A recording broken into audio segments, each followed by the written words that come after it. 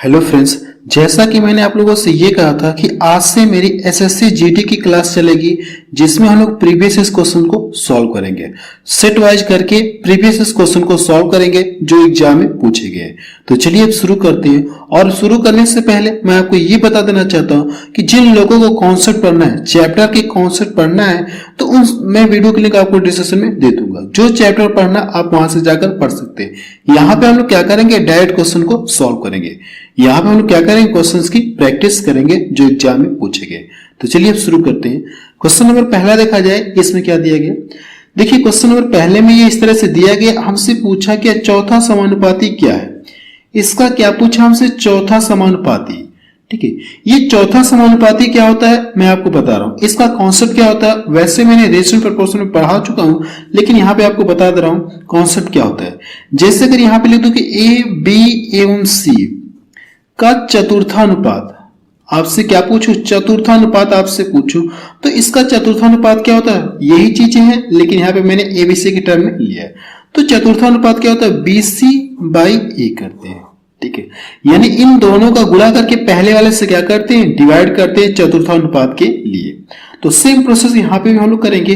तो इसको मैं अगर ए मान ले रहा हूं, इसको बी मान लो, इसको सी मान लो, तो इन दोनों का गुणा करके पहले वाले से क्या करना है, डिवाइड करना है।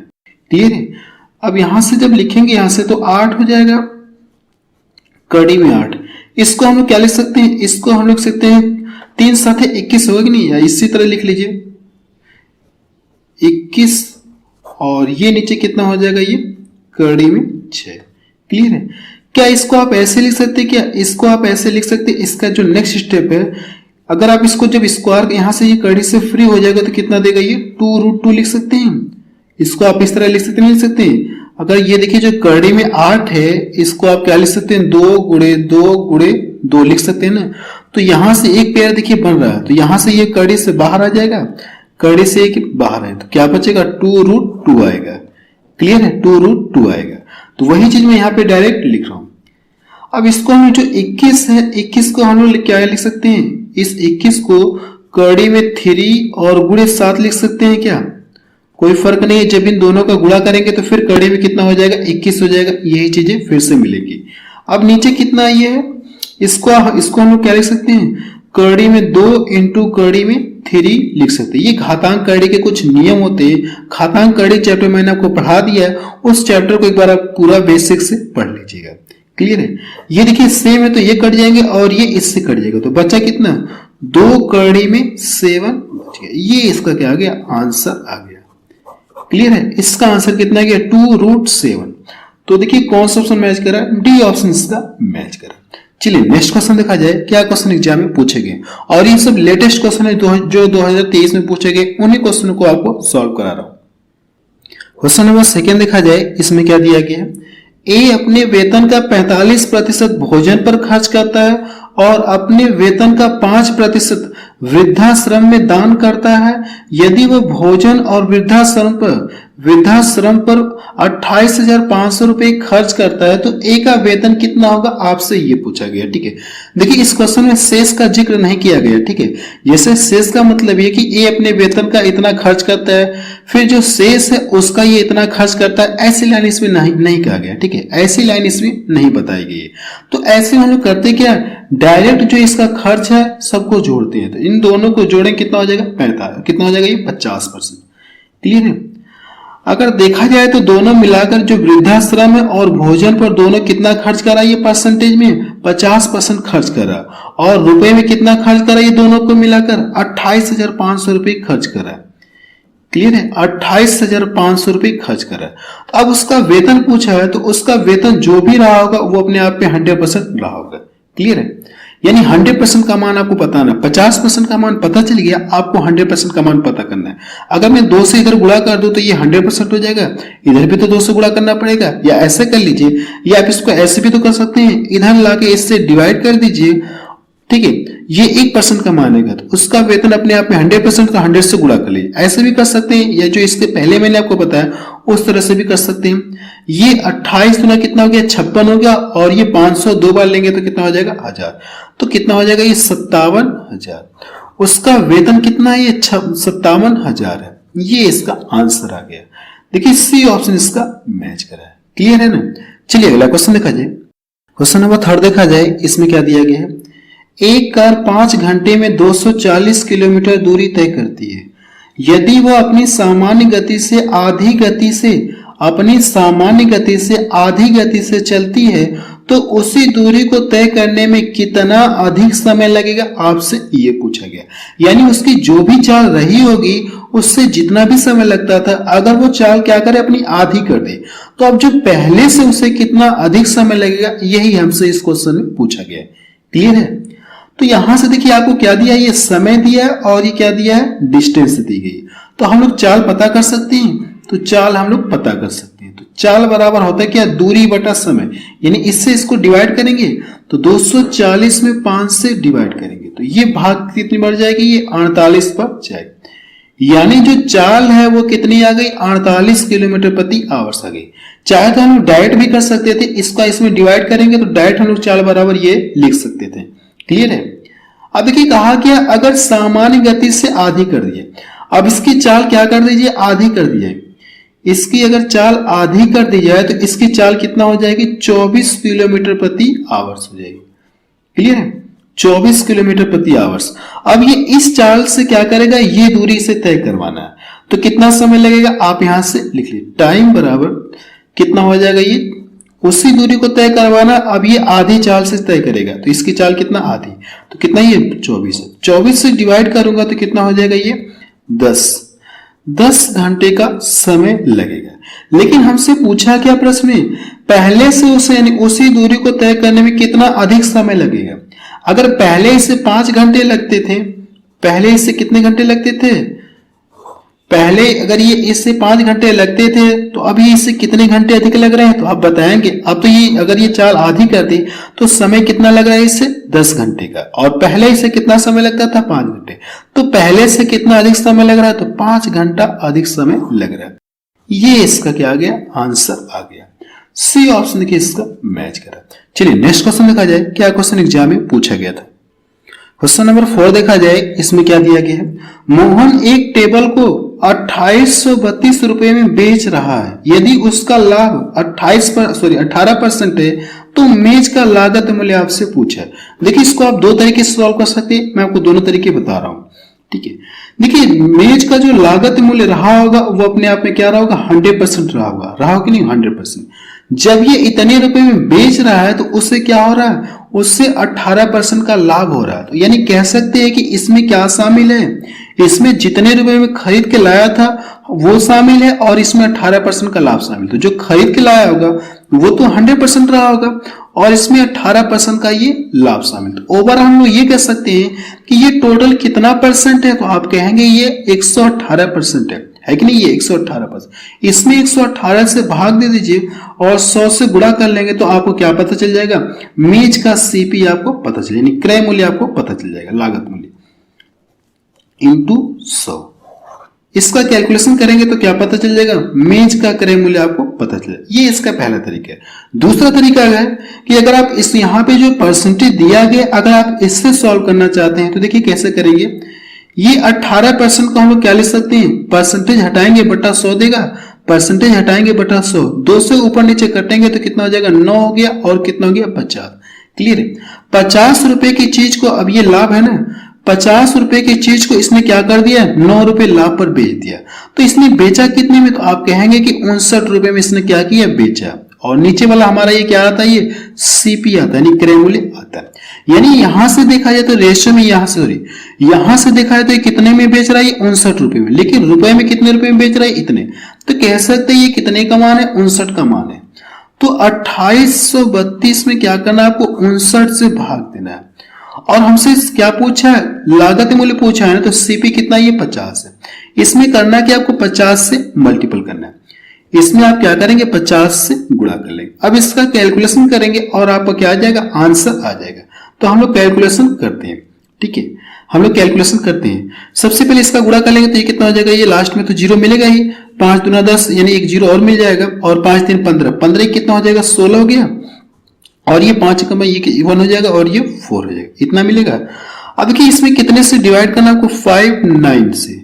अगर मैं इसको यहां से डिवाइड कर दूंगा तो ये भाग तो कितनी बार जाएगी, 2 बार जाएगी। क्लियर है, भाग कितनी बार जाएगी, 2 बार जाएगी। इसके बाद कितनी बार जाएगी, 4 बार जाएगी। और बचा कितना, ये डबल जीरो बचा।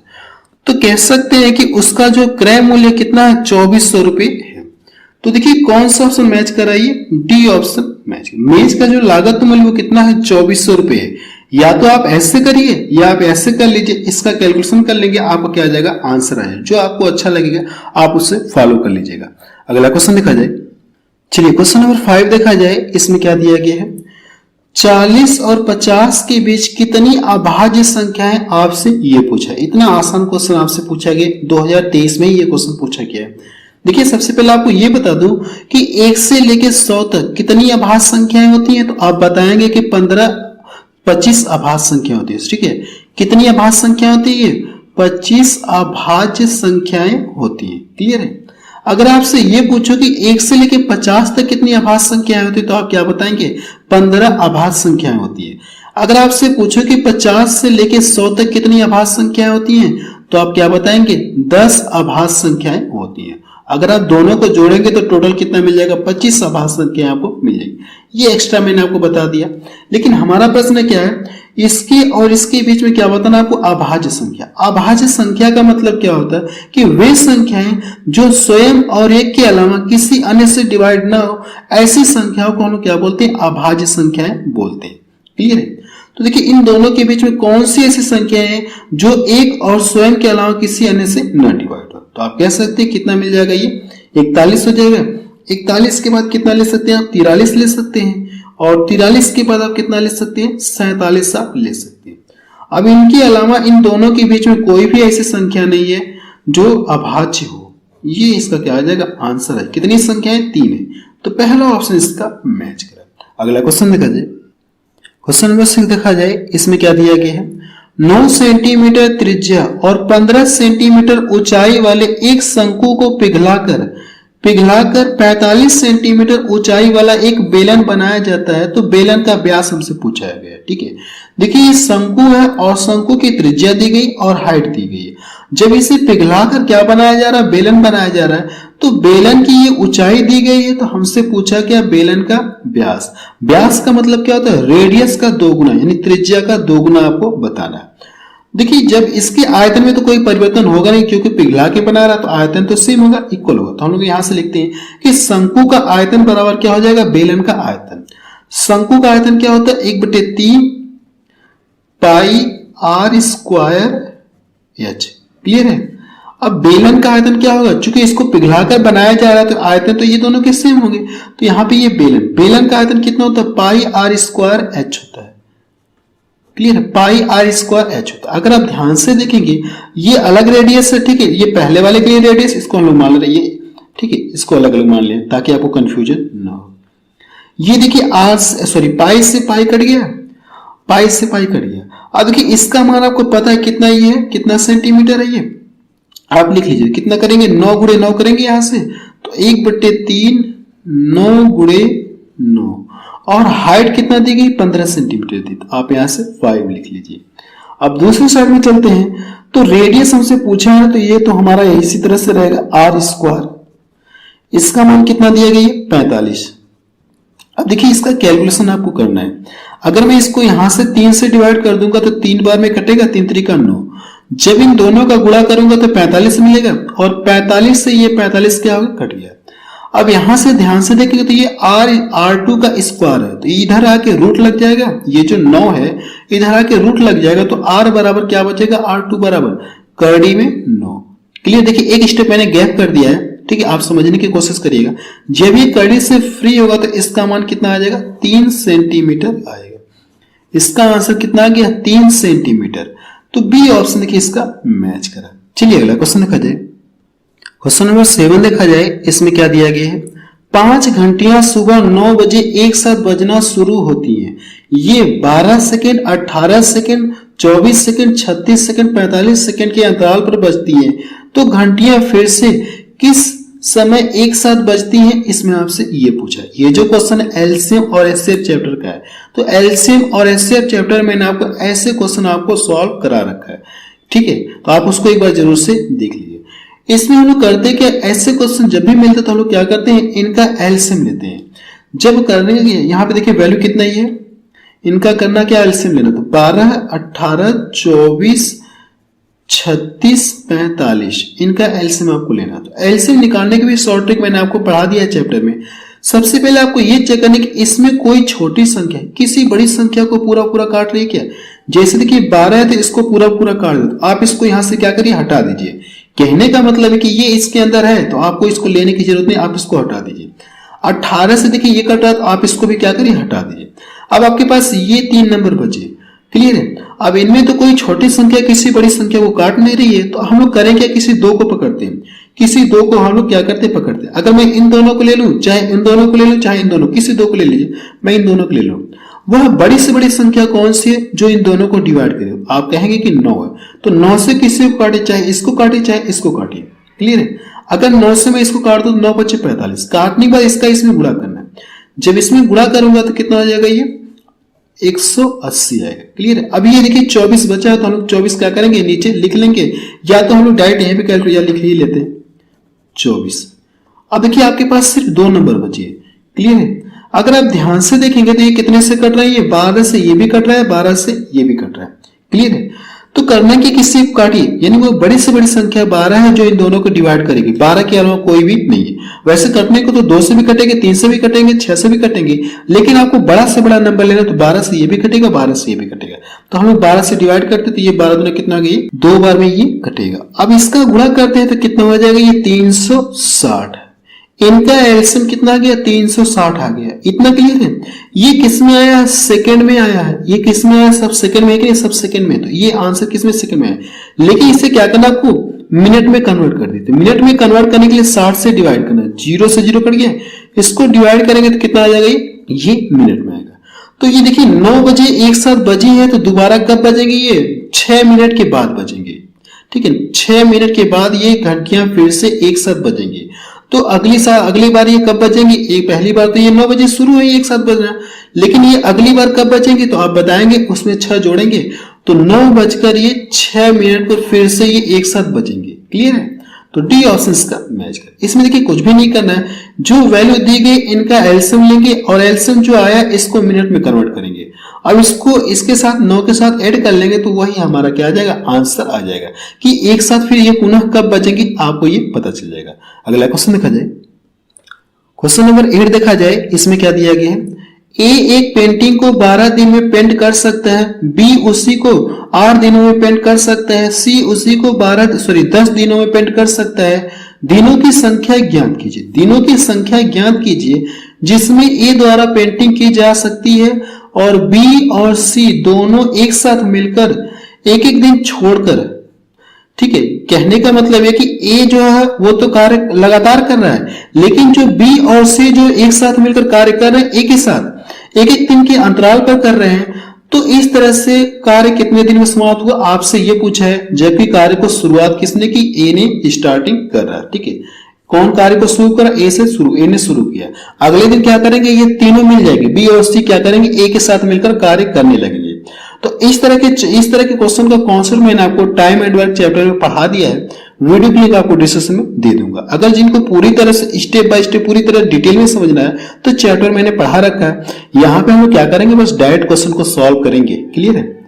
देखिए सबसे पहले करते हैं कि इनका हम लोग एलसीएम लेते हैं। जो वैल्यू दी गई इनका हम लोग करते हैं कि एलसीएम लेते हैं, ठीक है।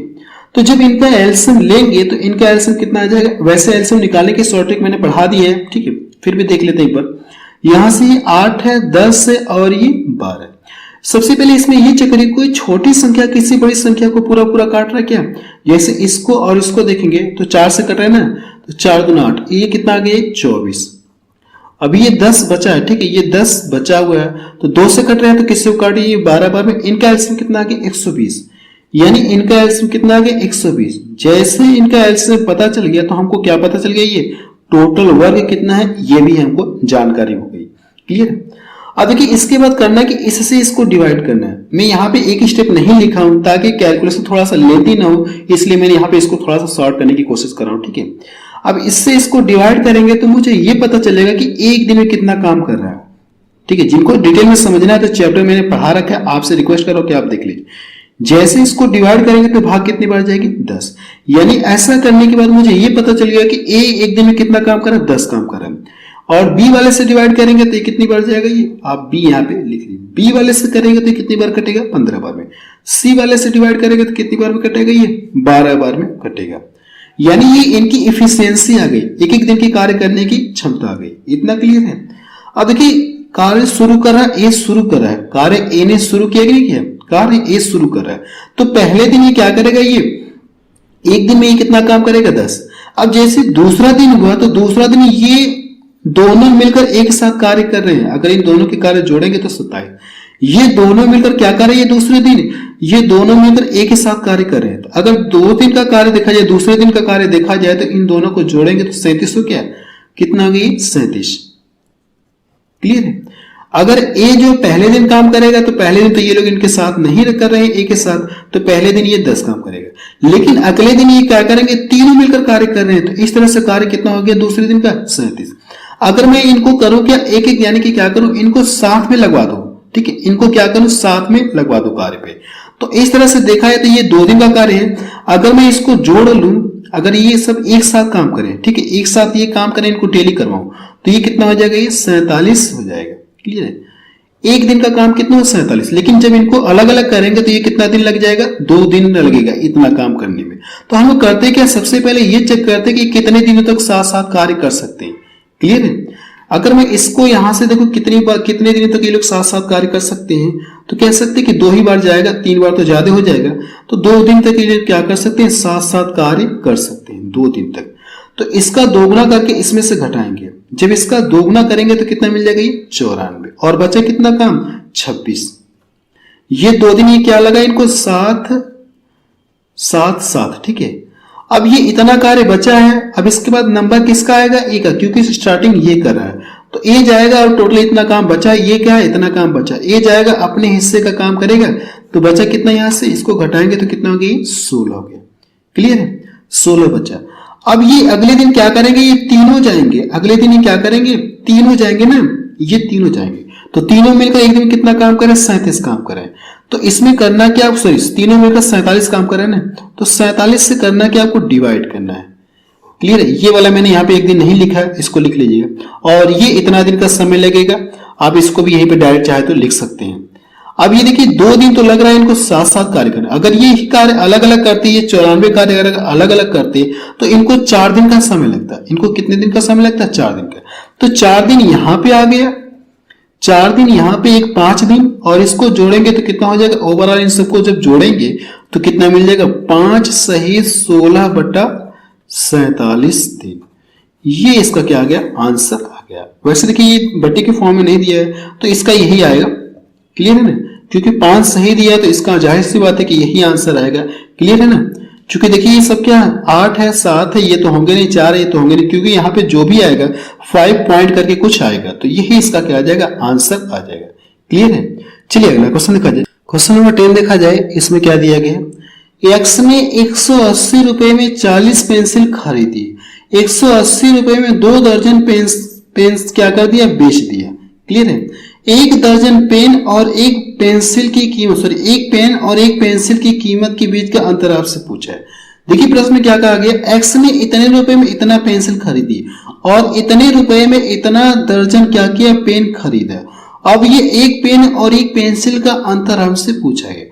तो देखिए ये इतने रुपए में इतना पेंसिल खरीद रहा है ना, तो हम लोग करते हैं कि 1 पेंसिल का दाम पता करते हैं। 1 पेंसिल का दाम पता करने के लिए इसको करना है कि इसको डिवाइड करेंगे। इतने रुपए में तो इतना पेंसिल खरीद के ला रहा है, अगर मैं 40 से इसको डिवाइड कर दूंगा तो मुझे क्या पता चल जाएगा, 1 पेंसिल की कीमत पता चल जाएगी। तो हम लोग यहाँ पे करते हैं 1 पेंसिल का दाम पता करने के लिए 180 में 40 से डिवाइड करना है। तो ये 0 से 0 कट गया, अगर इसको डिवाइड कर दो 4 चौको 16 के 0.5 है। क्लियर है। अब 180 में क्या करना है आपको, ये जो 1 पेन का प्राइस आप यहाँ पे लिखिए, 180 रुपए में कितना ला रहे हैं, 2 दर्जन। 2 दर्जन का मतलब कितना हो जाएगा, 24 होगा। तो 24 से इसमें क्या करेंगे, आप डिवाइड करेंगे। क्लियर है। देखिए 6 से काटा तो आप काटिए, 6 का 18 हो गया और 6 चौको 24। इसको डिवाइड करेंगे तो कितना हो जाएगा, 4 7 28 और ये 0.5। अब इन दोनों का अंतर पूछा है तो इन दोनों का अंतर कितना मिलेगा, ये 3 का अंतर मिलेगा। कितने रुपए का अंतर है दोनों के बीच में? 3 रुपए का अंतर है। बी ऑप्शन देखिए इसका मैच करा। अगला क्वेश्चन देखा जाए। चलिए क्वेश्चन नंबर 11 देखा जाए। इसमें क्या दिया गया है? एक दुकानदार अपनी वस्तुओं पर 40% की छूट देता है, फिर भी 20% का लाभ कमाता है और 2400 रुपए अंकित मूल्य वाली एक वस्तु के लिए दुकानदार कितना क्रय मूल्य भुगतान करेगा? इसमें आपसे ये पूछा, यानी उसने इस वस्तु को कितने में क्रय किया, आपसे ये पूछा। क्लियर है? हमसे सीपी पूछा वस्तु का, ये तो मार्क प्राइस दिया है ना। देखिए इस क्वेश्चन को हम 3 तरीके से सॉल्व कर सकते हैं। मैं आपको 3 तरीके बता रहा हूं। सबसे पहला तरीका ये है, ये देखिए जो भी ये मार्क प्राइस है इस पर डिस्काउंट कितना दे रहा है? ये 40% का ये डिस्काउंट दे रहा है। क्लियर है? मार्क प्राइस पर ये डिस्काउंट कितना दे रहा है? ये 40% का डिस्काउंट दे रहा है। तो आप यहां से लिखेंगे इसका जो भी अंकित मूल्य ये अपने आप में क्या 100% है। अगर ये 100% है, इसमें 40% की छूट दे दिया तो दाम कितने का ले रहा है? तो आप कहेंगे कि 60% का दाम ले रहा है। तो 2400 को करना कि आप 60% निकालिए। 24 का क्या करना आपको? 60% निकालना, बटा कितना हो जाएगा? ये 100 हो गया। क्लियर है? लेकिन फिर भी उसे अगर क्रय मूल्य के अकॉर्डिंग देखा जाए, सीपी के अकॉर्डिंग देखा जाए, तो उससे क्या हो रहा है? 20% का लाभ हो रहा है। यानी जो इतने रुपए में बेच रहा है तो फिर भी उससे क्या हो रहा है? 20% का लाभ हो रहा है। तो कह सकते हैं ये टोटल कितना हो जाएगा? 120% होगा कि नहीं होगा? क्योंकि जो भी क्रय मूल्य रहा होगा वो भी तो अपने आप में 100% रहा होगा। अगर ये 20% का प्रॉफिट हुआ, ऐसा करने के बाद उसे बेचने के बाद फिर भी इसे 20% का प्रॉफिट हो रहा है, तो ये टोटल कितना हो जाएगा? 120%। इसमें 120 से क्या करिए? आप डिवाइड कर दीजिए और 100 से गुणा कर लीजिए। अब इसका कैलकुलेशन कर लेंगे, आपको क्या आ जाएगा? आंसर आ जाएगा। ये इसका पहला तरीका है। क्लियर है? सेकंड तरीका क्या है, देखते हैं। सबसे पहले ये जो मार्क प्राइस वाली वस्तु दी गई, आप इसको लिखेंगे। ये छूट कितने के द्वारा? 40%। 40% का मतलब कितना होता है? अगर आप इसे फ्रैक्शन के फॉर्म में लिखेंगे तो कितना हो जाएगा? 2/5। 5 रुपए की चीज को क्या कर रहा है? छूट पे दे रहा है ना। 5 रुपए की चीज को 2 रुपए छूट पे दे दिया, तो दाम कितना लिए? 3 रुपए का दाम लिया कि नहीं? 2 रुपए छूट पर बेच रहा, तो दाम कितने के लिए? 3 का लिया। और नीचे वाला मेरा यही रहेगा। क्लियर है? अब यहां पे देखिए ये क्या लाभ दिया, प्रॉफिट दिया गया। 20% का मान कितना होता है? तो 1/5। 20% का मान कितना होता है? 1/5। ये क्या प्रॉफिट है? ये क्या प्रॉफिट? जब इतने में बेच रहा है तो इससे क्या हो रहा है? प्रॉफिट हो रहा है। तो कह सकते हैं 5 कितना हो जाएगा? 6। लेकिन ये प्रॉफिट है तो नीचे क्या हो जाएगा? ये नीचे क्या हो जाएगा? ये 6 प्रॉफिट है ना ये। और नीचे ये मेरा क्या रहेगा? ये सीपी है ना, तो सीपी से इसमें लोग गुणा कर देंगे। क्लियर है? इसका ये सेकंड तरीका। अगर आप चाहे तो यहां से जब रेशियो काटेंगे तो सेम यही चीज मिलेगी, 3/5, 5/6। चाहे तो आप चेक कर सकते हैं। ये 3 हो गया और ये 20 बचे कितना हो गया? 100। इसको भी डिवाइड करेंगे तो ये 20 बचे 100 हो गया और ये 20 छके 100 हो गया। देखिए सेम मिला कि नहीं मिला, लेकिन बट लिखने का तरीका थोड़ा सा चेंज हो गया। यहाँ पे मैंने रेशियो के हिसाब से कर दिया और यहाँ पे मैंने आपको बेसिक तरीके से बताया था। क्लियर है? इसको चाहे तो आप फार्मूले से भी सॉल्व कर सकते हैं, फार्मूले से भी आप चाहे तो सॉल्व कर सकते हैं। जो फार्मूला आता है CP mark price discount percentage, और यहां पे ये क्या हो जाएगा? ये 100 डिस्काउंट परसेंट। आप चाहे तो इसके अकॉर्डिंग भी कर सकते हैं। ठीक है? इसके अकॉर्डिंग भी आप चाहे तो कर सकते हैं। क्लियर है ना? अब यहां से देखेंगे अगर ये डिस्काउंट कितना दे रहा है, आप इसके अकॉर्डिंग भी कर सकते हैं। लेकिन आप चाहे जो भी करिए, यहाँ पे जो डी मतलब ये मान दिया गया है। क्लियर? इन सब का मान दिया गया। क्लियर? या तो मैं बता ही दे रहा हूं इसको भी। अब ये कि डिस्काउंट कितना दे रहा है? ये 40% की छूट दे दिया। अगर डिस्काउंट 40% का दिया तो इसने दाम कितना लिया? दाम कितना लिया? तो आप कहेंगे कि 60। चूंकि वस्तु का जो भी रहा होगा क्रय मूल्य वो अपने आप में 100% रहा होगा। अगर उसमें से 40% की छूट दे दिया तो दाम कितना के लिए? 60% का दाम लिया। अब नीचे देखेंगे तो ये क्या प्लस का साइन है ना, तो इसको करना क्या? इसमें 20 लिखकर इसको क्या करना? आपको ऐड कर लेना। तो कितना हो जाएगा? इन दोनों को जोड़ेंगे तो 120 हो गया। क्लियर है? 120 हो गया। इतना क्लियर है? अगर आप ध्यान से देखेंगे तो ये इससे क्या हो रहा है? इतने परसेंट का क्या हो रहा है? ये प्रॉफिट हो रहा है। इतने परसेंट का प्रॉफिट हो रहा है। अब करना कि ये जो अंकित मूल्य दिया है इसका क्या करेंगे? आप लाके इसमें गुणा कर देंगे तो आपको क्या आ जाएगा? आंसर आ जाएगा 2400। अब इसका कैलकुलेशन करेंगे, आपका आंसर आ जाएगा। इसको डिवाइड करेंगे तो ये 2 बार में कटेगा। क्लियर? ये 2 बार में कटेगा। इसको डिवाइड कर दूंगा तो ये कितनी बार में कटेगा? ये 1200 बार में कटेगा। ये इसका आंसर है। चाहे तो आप ऐसे करिए, फार्मूले बेस पे करिए, या जो मैंने ये तरीका बताया इससे इस तरह से कर सकते हैं, या इस तरह से भी आप कर सकते हैं। इस तरह से करेंगे तो भी आपका आंसर कितना आएगा? 1200 ही आएगा। क्लियर है ना? चलिए अगला क्वेश्चन देखते हैं। क्वेश्चन नंबर 13 देखा जाए। इसमें क्या दिया गया है? एक आदमी स्कूटर द्वारा 64 किलोमीटर प्रति घंटे की चाल से एक निश्चित दूरी को तय करता है और वह साइकिल चलाकर 16 किलोमीटर प्रति घंटे की चाल से प्रारंभिक स्थान पर लौटता है। पूरी यात्रा में उसकी औसत चाल पूछा है। ठीक है, देखिए इसका कॉन्सेप्ट जो होता है वैसे मैं आपको चैप्टर में पढ़ा रखा हूँ टाइम एंड डिस्टेंस में, फिर भी यहाँ पे बता दे रहा हूँ कि इसका कॉन्सेप्ट क्या होता है। मैंने आपको ये बताया था टाइम एंड डिस्टेंस चैप्टर में, अगर मैं मान लो ये पॉइंट ए है और ये पॉइंट बी है, यहां से यहाँ के बीच की कुछ दूरी होगी और ये क्या एक निश्चित दूरी है, क्लियर, कुछ कांस्टेंट दूरी है। अगर मैं मान लो यहां से कोई व्यक्ति जा रहा है, किसी कार द्वारा जा रहा है, यहां से इसकी चाल कितना है, ये x किलोमीटर प्रति आवर। अब यहां से चलते चलते ये बी पे चला गया, अब बी से ये वापस आ रहा है किसी और चाल से, बी से जो वापस किसी और चाल से ही आ रहा है, तो ऐसे में हमसे प्रश्न ये बनता है कि इसके औसत चाल कितनी होगी, यानी आने और जाने में इसकी औसत चाल कितनी है। गया तो किसी और चाल से और वापस आ रहा किसी और चाल से, तो ऐसे में पूछेगा कि इसकी औसत चाल कितना है। तो औसत चाल बराबर क्या फॉर्मूला होता है, औसत चाल बराबर, देखिए सबसे पहले एक बार गया और एक बार आया, प्रोसेस कितनी बार हुआ, 2 बार, तो आप यहां से 2 लिखेंगे, प्रोसेस 2 बार हुआ तो 2 आप लिखेंगे। अब इसके बाद चालों का गुणा कर लेंगे, तो x इंटू क्या आ जाएगा y, इतना क्लियर है, गुणा मैंने कर लिया। अब नीचे क्या करना, आपको बट्टे में क्या करना है, चालों का योग करना, तो x प्लस कितना हो जाएगा, y हो जाएगा। ये इसका कॉन्सेप्ट होता है, औसत चाल बराबर ये कॉन्सेप्ट होता है। इसी कॉन्सेप्ट में हम लोग क्या करेंगे, इस क्वेश्चन को सॉल्व करने जा रहे हैं। अब ये देखिए जा रहा है इस चाल से और वापस आ रहा है इस चाल से, तो हमसे पूछा कि औसत चाल पूछा है, तो सेम इसमें रख के क्या करेंगे, सॉल्व कर लेंगे, औसत चाल हमको पता चलेगा। औसत चाल बराबर, तो सेम ये प्रोसेस करेंगे, थे 2 लिखेंगे, अब चालों का गुणनफल करेंगे, तो 64 गुणे कितना हो जाएगा, ये 64 गुणे 16 हो जाएगा। अब नीचे दोनों का योग करेंगे, तो जब दोनों का योग करेंगे तो कितना हो जाएगा, ये कह सकते हैं कि ये 6 4 10 हो गया और 7 1 कितना हो जाएगा, ये 8 हो गया। क्लियर है। अब देखिए 8 से कट रहा है, अगर काट दूंगा तो कितनी बार में कटेगा, ये 8 बार में कटेगा और ये 10 बार में, अब तो कटेगा नहीं। अगर मैं इसको यहां से डिवाइड कर दूं तो यह रहने दीजिए, डिवाइड ना किया जाए, ठीक है, डिवाइड न किया जाए। अब देखिए यहां से गुणा करूंगा तो ये कितना हो जाएगा, 16 16 और 16 का स्क्वायर कितना होता है, 256, कितना होता है, 256। क्लियर है, इतना 256 होता है कि 16 का 16 में गुणा करेंगे, या कह सकते हैं 16 का स्क्वायर 256 होता है।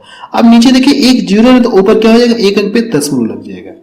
अगर नीचे एक जीरो है तो ऊपर क्या हो जाएगा, एक अंक पे दशमलव लग जाएगा। उसकी औसत चाल कितना है, 25.6 किलोमीटर प्रति आवर। पहला ऑप्शन इसका मैच करा।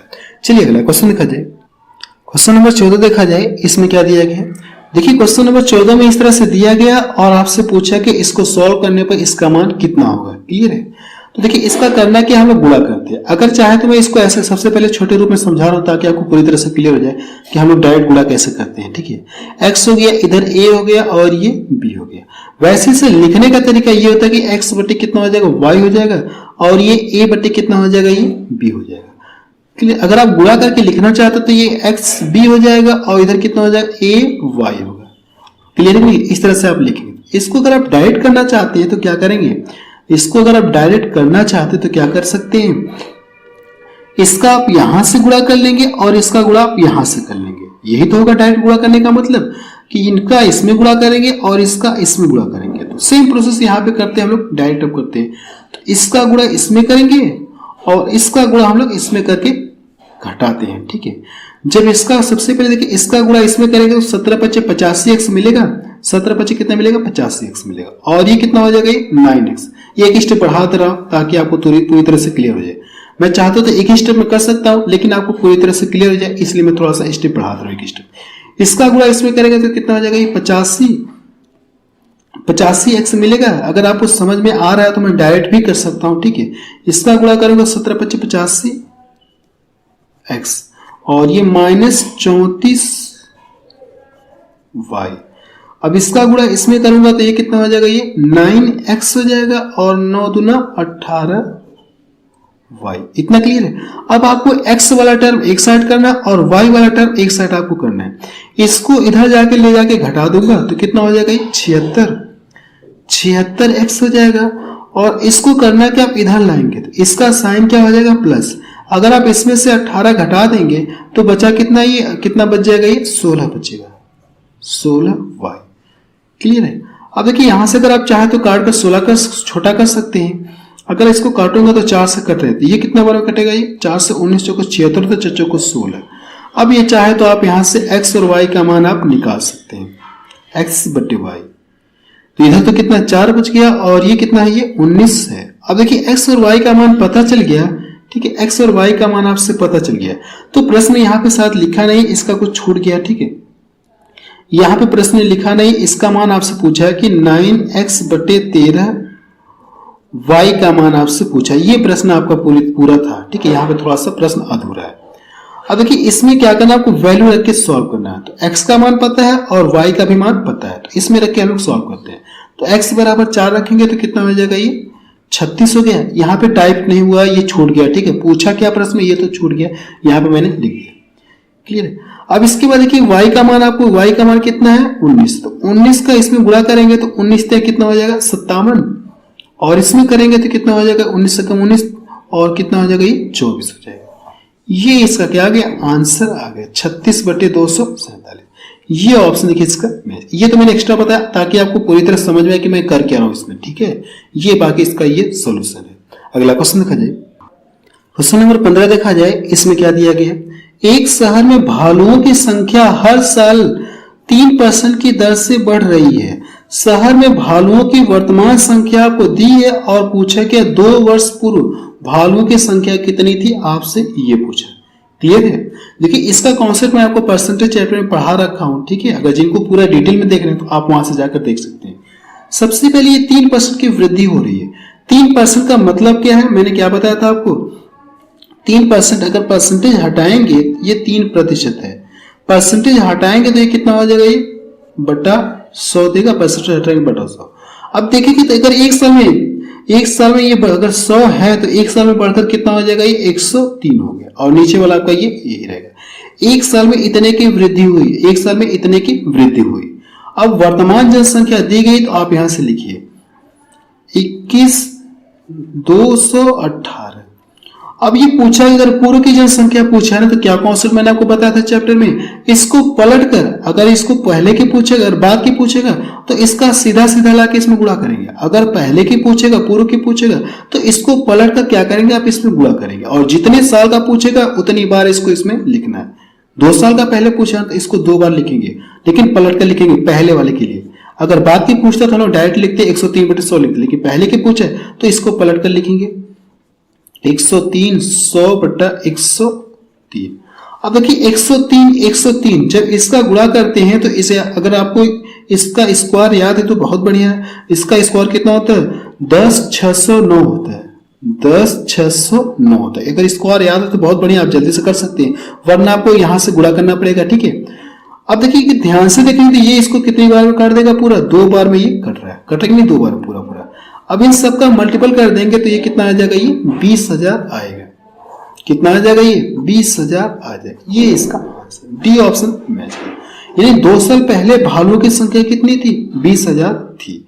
अगला क्वेश्चन देखा जाए, क्वेश्चन नंबर 17 देखा जाए। इसमें क्या दिया गया है, 5 महिलाएं एक काम को 8 दिन में पूरा कर सकती हैं, जबकि 4 बच्चे उसी काम को 10 दिन में कर लेते हैं। 2 महिला और 4 बच्चों को काम पूरा करने में कितना दिन लगेंगे, इसमें आपसे ये पूछा है। देखिए प्रश्न एक बार पढ़ के फिर से सुना रहा हूं कि 5 महिलाएं एक काम को 8 दिन में पूरा कर सकती हैं, जबकि 8 बच्चे उसी काम को 10 दिन में कर लेते हैं। तो प्रश्न में हमसे ये पूछा है कि 2 महिलाएं 4 बच्चे मिलकर उस काम को कितने दिन में पूरा करेंगे। ये टाइम मैनेजमेंट का क्वेश्चन है, मैंने टाइम मैनेजमेंट आपको पढ़ा दिया है, क्लियर है।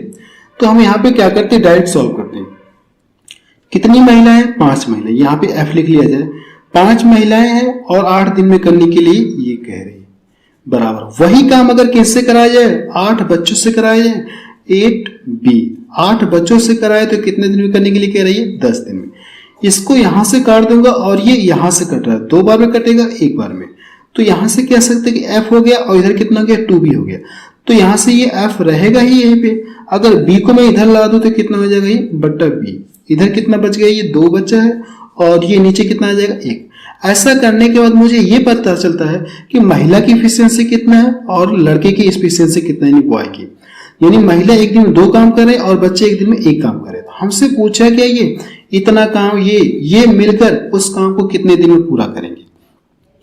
अब देखिए एफ यानी यहाँ पे कितनी दो महिलाएं हैं ना, अगर आप इसको लिख सकते हैं ऐसे लिख सकते हैं क्या 2f लिख सकते हैं प्लस 4b लिख सकते हैं, ऐसे लिख सकते हैं ना। तो f का मान कितना है 2 है, तो यहाँ पे 2 रखेंगे तो 2 दूना कितना हो गया 4 हो गया। इसके स्थान पे कितना 1 रखेंगे तो 4 और ये 4 कितना हो गया 8 हो गया।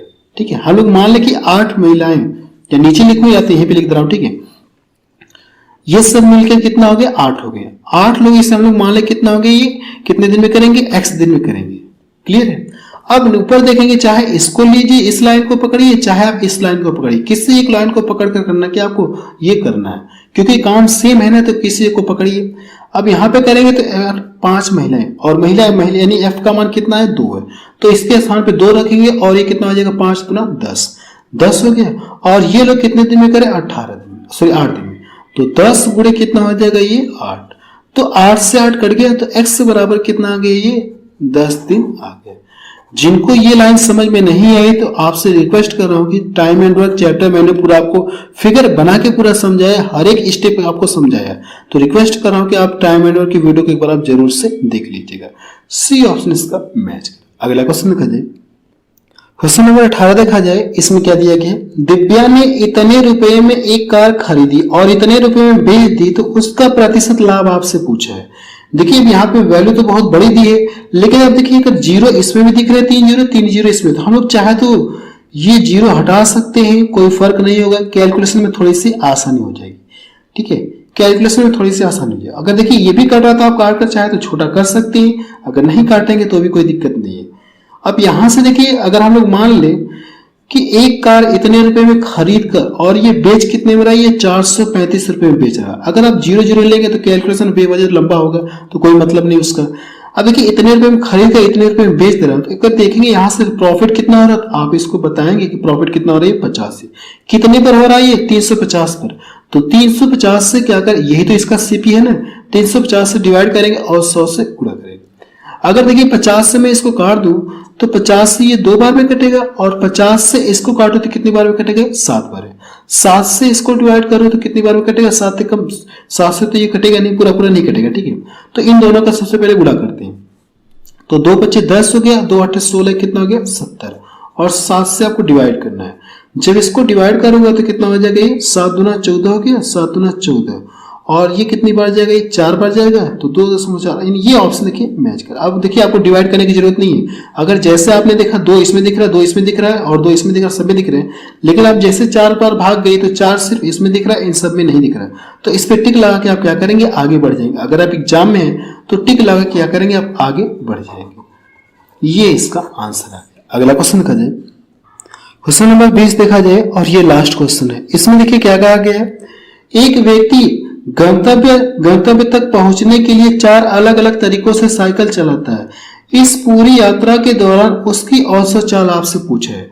देखिए ये इस चाल से ये इतना दूरी तय करा, इस चाल से ये इतना दूरी तय करा, इस चाल से इतना दूरी तय करा, इस चाल से इतना दूरी तय करा, तो हमसे पूछा क्या, उसकी औसत चाल पूछा है। तो औसत चाल बराबर होता क्या है, औसत चाल बराबर क्या होता है, कुल दूरी बटा टोटल टाइम लिख सकते हैं, टोटल टाइम लिख सकते हैं। क्लियर है, ये टोटल डिस्टेंस होता है। अब देखिए यहां से सबसे पहले क्या करेंगे, टोटल इनको जोड़ेंगे तो कुल दूरी मिल जाएगा। अब मुझे करना है क्या, समय निकालना है, ये तो इसकी चाल है। अगर समय निकालेंगे तो इससे क्या करना है, आपको डिवाइड करना है, क्योंकि समय बराबर क्या होता है, दूरी बटे क्या हो जाएगा, चाल हो जाएगा। ठीक है, इसको डिवाइड करेंगे तो चाल कितनी आ जाएगी, यहां से 5 चौको 20 आ जाएगी चाल। इससे डिवाइड करेंगे तो 5 बार जाएगा, इससे डिवाइड करेंगे तो कितनी बार जाएगा, ये भी 5 बार जाएगा, इसको डिवाइड करेंगे तो 6 बार। अब इन सबको जोड़ते हैं तो 6 4 10, और ये 10 कितना हो गया 20 हो गया। चाल कितनी आ गई, यहां से टाइम कितना लग गया, ये टाइम दिया गया, टाइम कितना लग गया यहां से 20। क्लियर है। अब टोटल डिस्टेंस जोड़ते हैं, अब टोटल दूरी आपको जोड़नी है। जब इन सबको जोड़ेंगे तो ये कितना हो जाएगा, ये कह सकते हैं कि 69 आपको मिलेगा। क्लियर है। अब इसको आपको डिवाइड करना है, जब इसको डिवाइड करेंगे तो कितना हो जाएगा, इससे डिवाइड करिए, अभी 0 को भूल जाइए। ठीक है, इसको डिवाइड करेंगे 2 3 6 हो गया, 2 चौको 8 हो गया। अब यहाँ पे कितना हो गया 0.5 आएगा, पॉइंट कितना आएगा 5 आएगा, ये 0.5 आएगा, लेकिन एक 0 तो और नीचे है, तो ये क्या हो जाएगा दशमलव इधर खिसका देगा। ठीक है, दशमलव क्या करेगा, ये इधर खिसका देगा, तो ये इतना आ जाए। उसकी औसत चाल कितना आ जाएगी, 3.45 किलोमीटर प्रति आवर्स। बी ऑप्शन देखिए इसका मैच करा। जैसे इसको आप डिवाइड करेंगे तो आपको टाइम पता चलेगा, इस तरह से जोड़ लेंगे तो टोटल टाइम आपको पता चलेगा, टोटल डिस्टेंस में टोटल टाइम से डिवाइड कर देंगे तो औसत चाल आपको पता चलेगी। ये सेट 1 के कुछ क्वेश्चंस थे, मैंने इनको सॉल्व करा दिया जो 2023 में क्वेश्चन पूछे गए थे। आगे भी आपको इस तरह से सॉल्व कराऊंगा, ठीक है, ठीक है, जितने भी सेट में पूछे गए क्वेश्चन उनको एक एक करके आपको सॉल्व कराऊंगा।